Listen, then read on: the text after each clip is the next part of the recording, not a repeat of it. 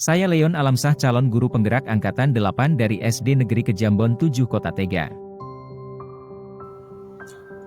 Saya akan memaparkan 1.3A8 koneksi antar materi dari modul 1.4. Kesimpulan tentang peran saya dalam menciptakan budaya positif di sekolah.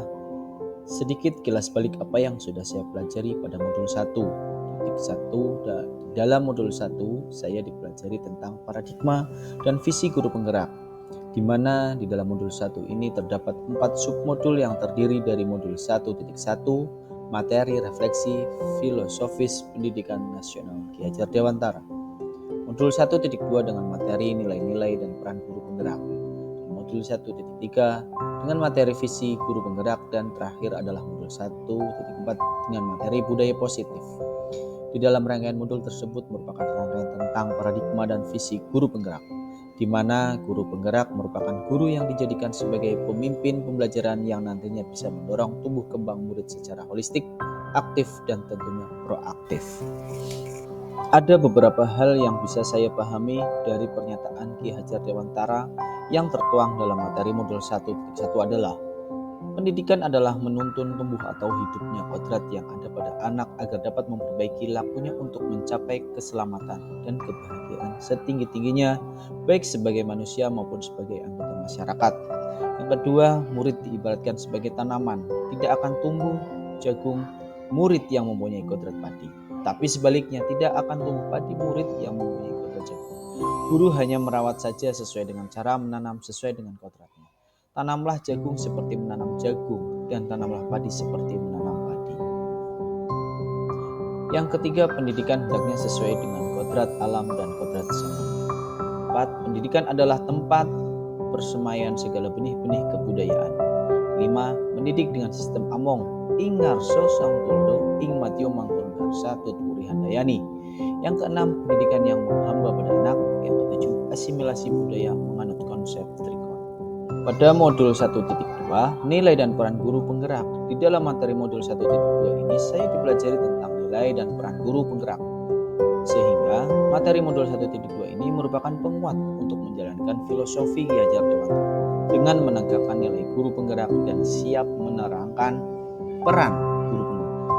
Nilai dan peran guru penggerak diantaranya: yang pertama, nilai guru penggerak berpihak pada murid, mandiri, kolaboratif, reflektif, inovatif. Yang kedua, peran guru penggerak menjadi pemimpin pembelajaran, menjadi coach bagi rekan kerja atau guru lain, mendorong kolaborasi, mewujudkan kepemimpinan murid, menggerakkan komunitas belajar di lingkungannya.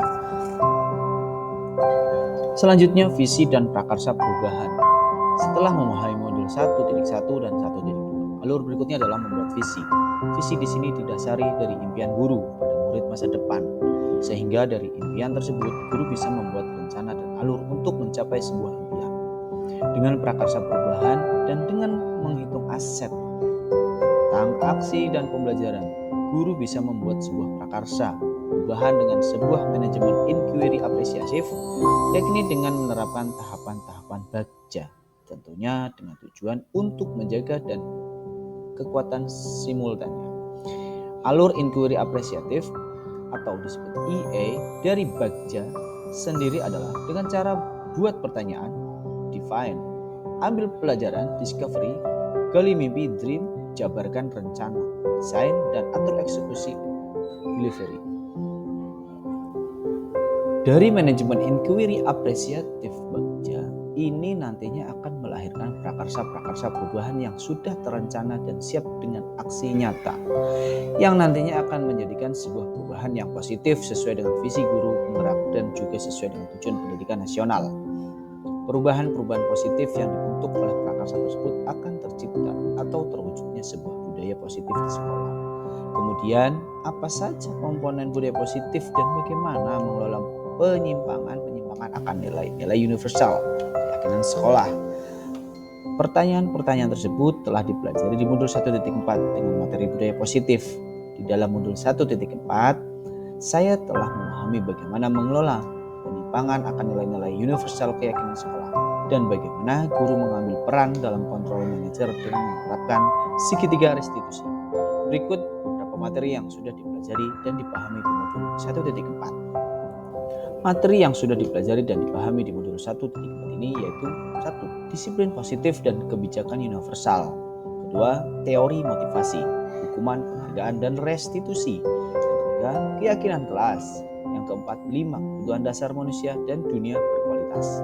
Yang kelima, 5 posisi kontrol guru dan segitiga restitusi. Bagaimana peran Anda dalam menciptakan budaya positif di sekolah? Peran saya dalam menciptakan budaya positif di sekolah dimulai dari pemahaman diri sendiri dan kemudian penyebaran pada teman sejawat tentang keyakinan kelas, 5 posisi kontrol dan penerapan segitiga restitusi. Penyebaran ini saya lakukan dengan metode persuasif 4 mata, sehingga nantinya penerapan disiplin positif bisa dimulai dari diri sendiri dan teman sejawat dan kemudian merambah pada warga sekolah, dengan tujuan dapat menumbuhkan budaya positif yang termotivasi dari dalam nantinya akan membentuk karakter murid yang berprofil Pancasila. Perubahan apa yang terjadi pada cara berpikir Anda dalam menciptakan budaya positif di kelas maupun sekolah setelah mempelajari modul ini? Perubahan paradigma tentang hukuman dan penghargaan. Perubahan teori kontrol yang semula saya beranggapan bahwa guru bisa mengontrol murid dengan daya dan upayanya. Ternyata setelah mempelajari modul 1.4, guru dapat mengontrol murid itu hanyalah sebuah ilusi. Perubahan segitiga restitusi yang semula saya menyelesaikan kasus penyimpangan dengan cara mengintervensi murid dengan menunjukkan sisi-sisi kesalahan dari sebagai sudut pandang. Sekarang keyakinan saya berubah dengan menstabilkan identitas dari orang yang gagal menjadi orang yang sukses.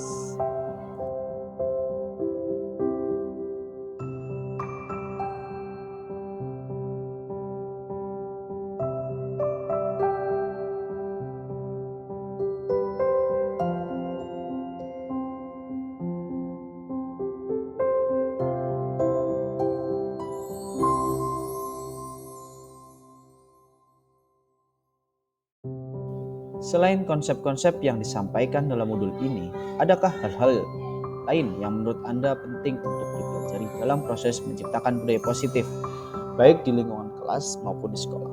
Tentunya ada, yaitu berkolaborasi dengan semua pihak agar bisa mendukung dan menciptakan budaya positif. Kolaborasi bisa berbentuk komunikasi intens dengan kepala sekolah, teman sejawat, wali murid, dan sebagainya.